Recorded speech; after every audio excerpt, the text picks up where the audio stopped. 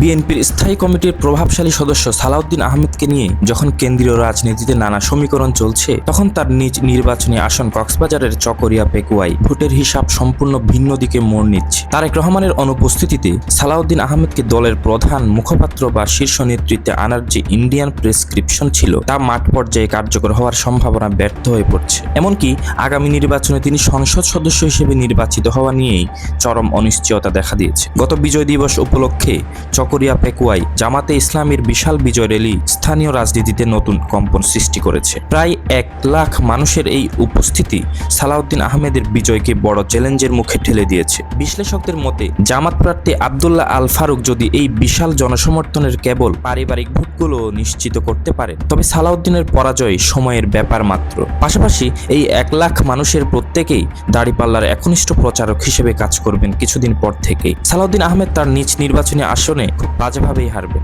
অনুসন্ধানে দেখা যায় 1991 সালের নির্বাচনেও এই আসনে বিএনপির ভরাডুবির ইতিহাস রয়েছে। সে সময় আওয়ামী লীগ ও বিএনপিকে হটিয়ে জামাতের এনামুল হক মঞ্জু নির্বাচিত হয়েছিলেন এবং মজার ব্যাপার হলো বিএনপি 3য় স্থানে চলে গিয়েছিল। বর্তমান পরিস্থিতিতে সেই ইতিহাসের পুনরাবৃত্তি ঘটার প্রবল সম্ভাবনা দেখা দিয়েছে। এদিকে জামাতের এই বিশাল শোডাউন নিয়ে মূলধারার সংবাদ গণমাধ্যমগুলোর রহস্যজনক নীরবতা বা মিডিয়া ব্ল্যাকআউট নিয়ে জনমনে প্রশ্ন দেখা দিয়েছে। জামাত আমিরের নেতৃত্বে অনুষ্ঠিত বিজয় দিবসের মিছিলটি ছিল এতটাই বিশাল যে এর শুরু ও শেষ একসঙ্গে ক্যামেরাবন্দি করা কারো পক্ষেই সম্ভব হয়নি। কিন্তু বাস্তবতার বিপরীতে কিছু গণমাধ্যম বিষয়টিকে জাতির সামনে ভিন্নভাবে উপস্থাপন করেছে। জামাত আমিরের বক্তব্যকে খণ্ডিত ও বিকৃত করে প্রচার করা হয়েছে, যেন ডাক্তার শফিকুর রহমান নিজেই ক্ষমা প্রার্থনা করেছেন। আসলে তিনি যে কথা বলেছেন, আমরা ভালো হয়ে গেছি, আমাদের একবার সুযোগ দিন, এটি তার ব্যক্তিগত বক্তব্য ছিল না।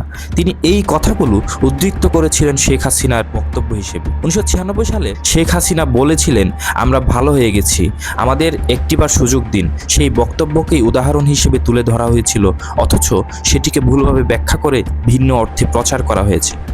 এই মিডিয়া আচরণ ও জামাতের সাংগঠনিক দুর্বলতা নিয়ে শিবিরের কেন্দ্রীয় নেতা নাঈম তাজওয়ার ক্ষোভ প্রকাশ করে লিখেছেন, 5ই আগস্টের পর জামাত ইসলামপন্থী জনগণের আশা আকাঙ্ক্ষার কেন্দ্রে উঠে এলেও সবচেয়ে বড় ব্যর্থতা দেখা যাচ্ছে তাদের প্রচার ও মিডিয়া বিভাগে। তার মতে ওই সময়ের পর পরিকল্পিতভাবে একের পর এক মিডিয়া হাউস বিএনপির নিয়ন্ত্রণে চলে যায় এবং তার ফল এখন স্পষ্ট। জামাত ও শিবিরের অসংখ্য কর্মসূচি হলেও সেগুলো মিডিয়ায় অনুপস্থিত, অথচ ছাত্রদলের বক্তব্য ও উস্কানিমূলক মন্তব্য ফলাও করে প্রচার করা হচ্ছে। তিনি আরো বলেন, মূলধারার মিডিয়ায় দিনের বেলায় বক্তব্য বিকৃত করা হয় আর রাতেই সেই বিকৃত বক্তব্য নিয়ে টক শো হয়, যা স্পষ্টতই পরিকল্পিত ন্যারেটিভ নির্মাণের অংশ। এই প্রেক্ষাপটে জামাতের মিডিয়া বিভাগের নিষ্ক্রিয়তা ভবিষ্যতের জন্য বড় হুমকি। সোশ্যাল মিডিয়ার যুগে মিডিয়া ন্যারেটিভ যে কোটি ভোটের চেয়েও শক্তিশালী, সেটি বুঝতে ব্যর্থ হলে ইসলামপন্থীদের মধ্যে তৈরি হওয়া আশাবাদ দ্রুতই হতাশায় রূপ নেবে। আপনার কি মনে হয়? মতামত জানান মন্তব্যে। অগ্রযাত্রা প্রতিদিন নির্ভীক প্রত্যয়ে উজ্জীবিত।